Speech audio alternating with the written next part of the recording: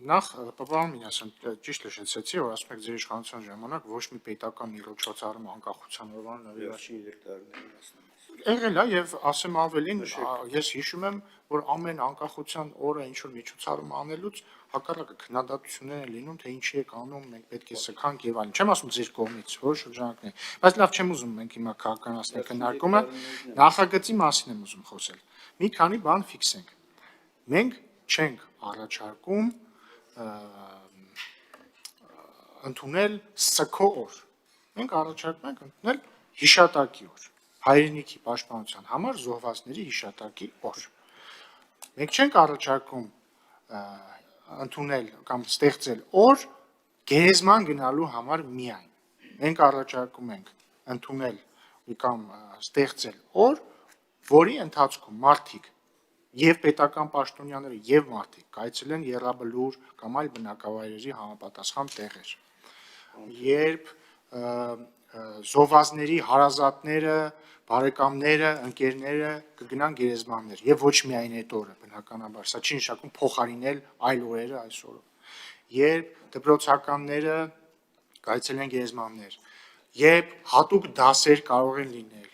կամ այդ օրվան նախորդող շրջանում կարող են դպրոցականներին տնային հանձնարարություններ տրվել, որ օրինակ շահադրություններ գրեն ինչ որ կոնկրետ հայրենիքի պաշտպանության համար զոհված հերոսի մասին եւ այսպես շարունակ։ Երբ որ հեռուստաընկերությունները ռեպորտաժներ կպատրաստեն, ընդհանուր, այսինքն օր, երբ որ մենք կհիշենք զոհերին, զոհվածներին հայրենիքի պաշտպանության համար, կփառաբանենք նրանց, կխոնարհվենք նրանց հիշատակի առաջ, ու այսպես շարունակ։ Հաջորդը ես մեկը չեմ հասկանում,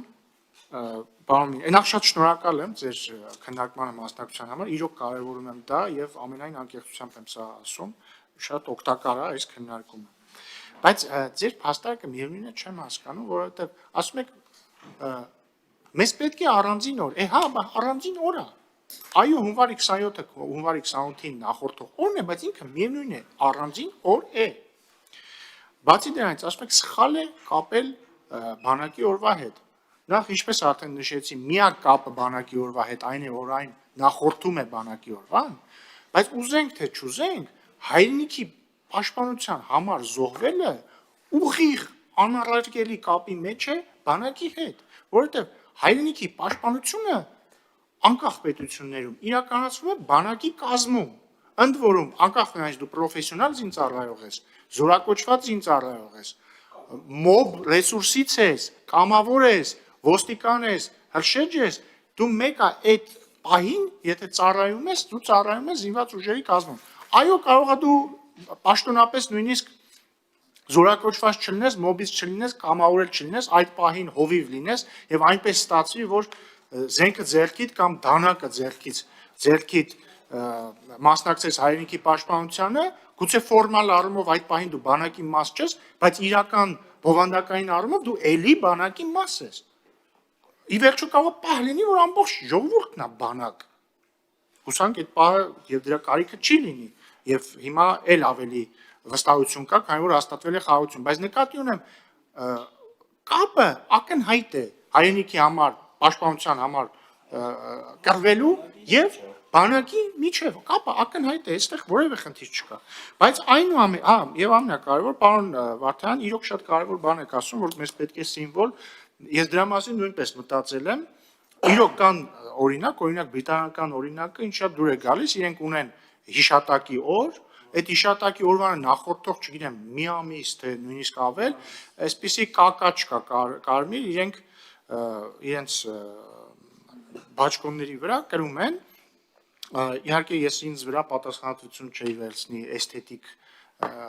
եւ կամ գաղափարական նման բան առաջարկելու, բայց օրինակ ուրախ կլինեմ, որ հանրության շրջանում տարբեր մարդիկ, եթե ինչ որ սիմվոլի առաջարկներ ունենան, անպայման չի դա լինի ծաղկի սիմվոլ, ցանկացած սիմվոլ, որը կարտահայտի օրվա խորհուրդը, կարող են գրել ինձ կամ պարոն Նազարյանին, մեծ հաճույքով կդիտարկենք։ Անդրադառնալով օրվա անվանմանը, ի սկզբանե մենք առաջարկել ենք սահմանել հիշատակի եւ խոնարհումի օր, այսպես էր անվանում, հիշատակի եւ խոնարհումի օր։ Բայց քննարկումների արդյունքում ինչ պարզվեց, որ նախ կառավարությունը կարծում է, որ պետք է հստակեցնել, թե ում հիշատակի մասին է խոսքը, որտեղ թե ասում ես, մենք ինչ ենք կարծում,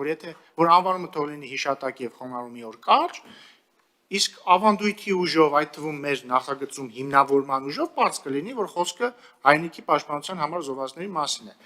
Բայց կառավարությունը առաջարկում էր ավելի հստակեցնել նաև հանրային քննարկումների ազգությունից։ Իդեպ որևէ խնդիր չկա, որ ինչ-որ մեկի ծնողները հրյա են, բայց դա իմ դեպքը չէ։ Եվ հետևաբար,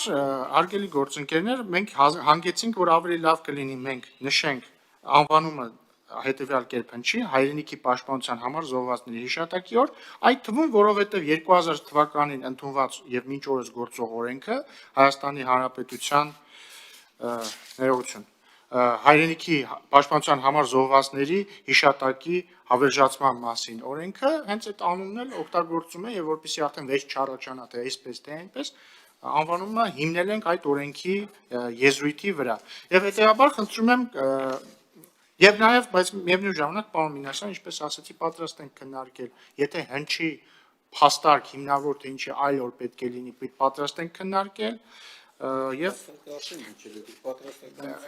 մենք պատրաստողականություն հայտնել ենք քննարկել եթե հնչի փաստարկ որ կոնկրետ այս օրը ավելի լավ է եւ աշխատանքային կարգով քննարկենք գիտեք որ ես մեծ հաճույքով ձեր հետ աշխատանքային քննարկումներ միշտ պատրաստ եմ անցկացնել պարոն Նազարյանը կարծում եմ նույնպես եւ հետեւաբար առաջարկում եմ քվեարկության դնել մեր լրամշակած առաջարկով քանի որ կառավարության առաջարկը ընդունել ենք մասնակի այսինքն անվանումը Այսինքն հոդված 1.2 հայրենիքի պաշտպանության համար զոհվածների հիշատակի օր նշվում է հունվարի 27-ի ոչ աշխատանքային օր եւ կա մեկ տեխնիկական փոփոխություն ոչ բովանդակային ցես բաժանված է։ Դա հաշվի առնելով խնդրում եմ դժնել քվեարկություն։